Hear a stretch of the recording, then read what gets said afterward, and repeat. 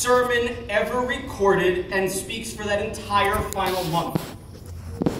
Unclear whether everyone was actually able to pay attention to the whole thing, but since no one had smartphones on which to check Facebook statuses and Twitter feeds, it's likely they had nothing better to do.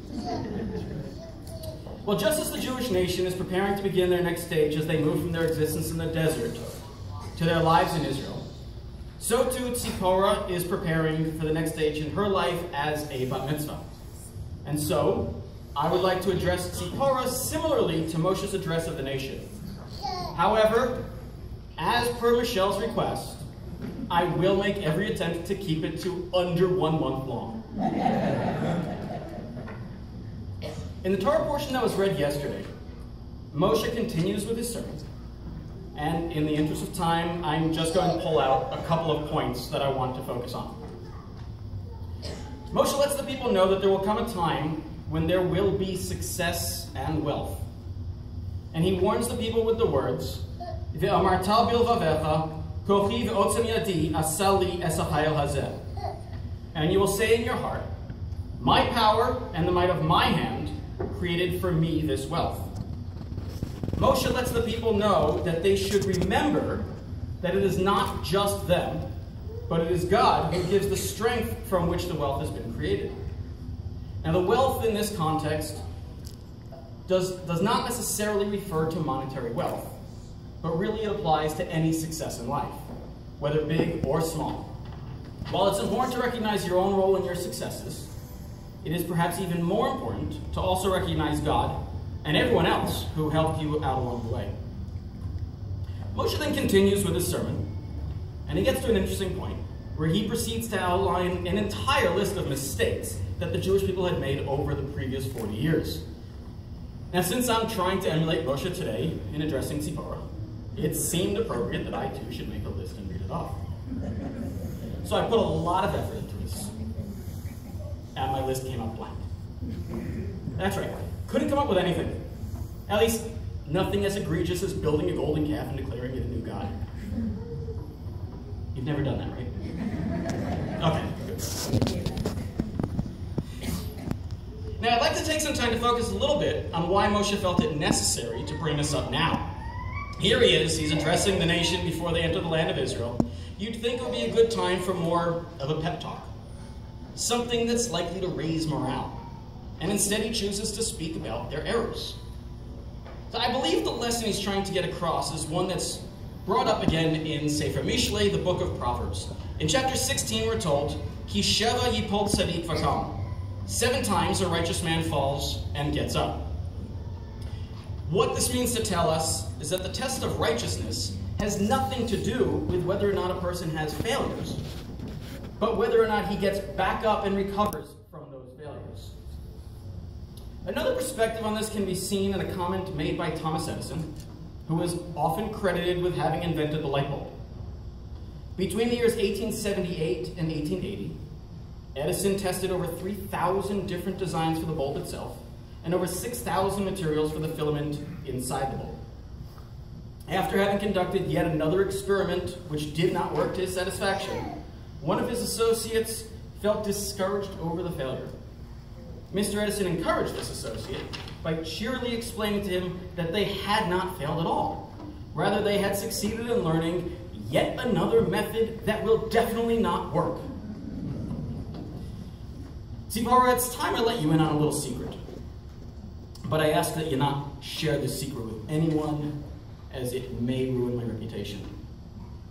Now, despite what you may believe, I do not actually know everything. I know that comes as a shock, but it's true. See, I have no idea what the future is. But there is one thing of which I'm certain. Your life will contain both ups and downs. There will be good times, and there will be also times that are more difficult.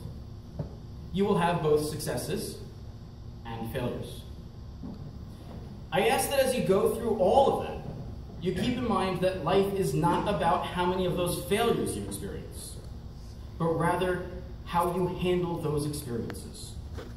Every mistake, every error, is only a failure if you don't learn from it. As long as you learn from it, you have not failed. You've simply succeeded in learning something else that won't work. When you experience the successes, of which I hope there will be more of, you need to remember that you did not get there on your own. Always remember God's role in getting you to where you are, and also remember anyone else who helped you out along the way. And on that note, I'd like to acknowledge those who have gotten us to where we are now. Now, this is the point in the speech where most men will often say something about being grateful to their wives for having done absolutely everything for the bat mitzvah. How the husband did absolutely nothing. And how without the wife, the bat mitzvah never would have happened. I'm not going to say that. I just can't. You see, I did plenty. For example, I wrote this speech.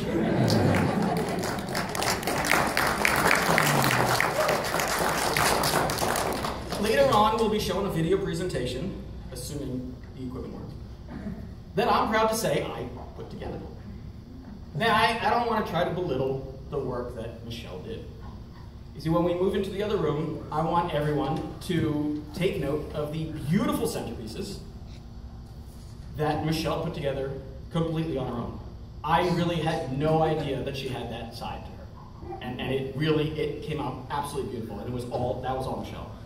So had Michelle not done what she did, we would not have centerpieces for tables. However, that would not have been a problem.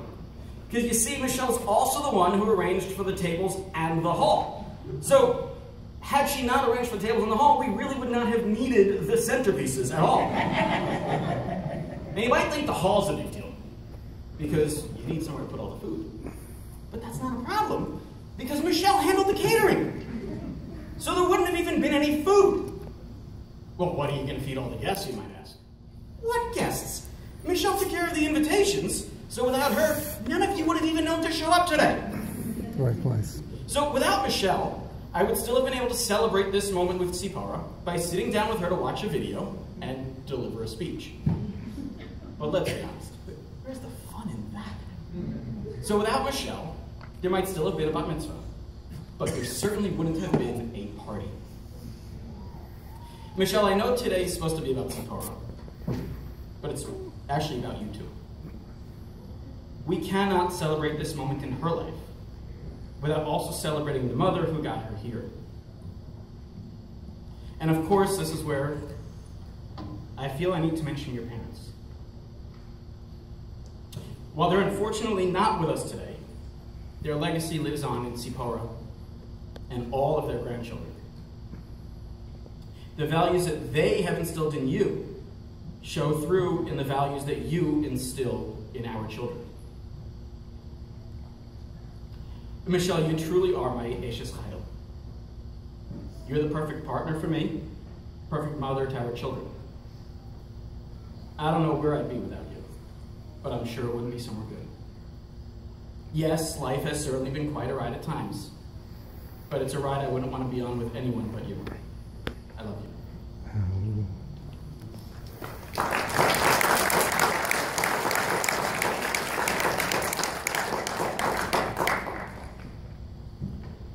Mom and Dad, I'd like to thank you, not only for having raised me to become the wonderful person I am today,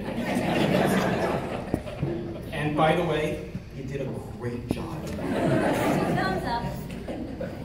But more importantly, for being the parents that I chose to emulate, being those role models. I learned to be a parent by watching how you raised me and my siblings, and the lessons I've been able to teach my kids are lessons I learned from you. However, there is one thing in particular that I'm really grateful for, and that is your inability to control the future.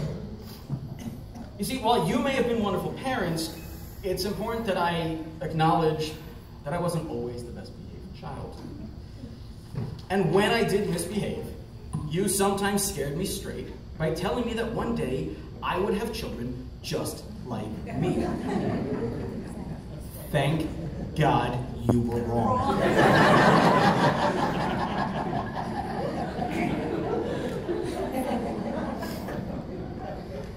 And that brings me to Tzipora. Tzipora, you have been an absolute pleasure to raise. About the greatest trouble you caused for us was when we decided that it would be a good idea to fly you halfway around the world for a trip to Israel when you were 6 weeks old. Trip started off well. You slept through the whole flight. Wherever we took you on that trip, you kept quiet because you were sleeping. But every night, when Mommy and I wanted to go to sleep, that's when you decided that it was a good time to wake up and have a party. When I think about you back then, and I look at you now, I know I speak for Mommy as well when I say that we are really proud of the young lady that you have become. I have really enjoyed watching you grow up these last 12 years, and I look forward to being there with you as you continue to grow up into and through adulthood. Tzipora, I love you. Mazel tov.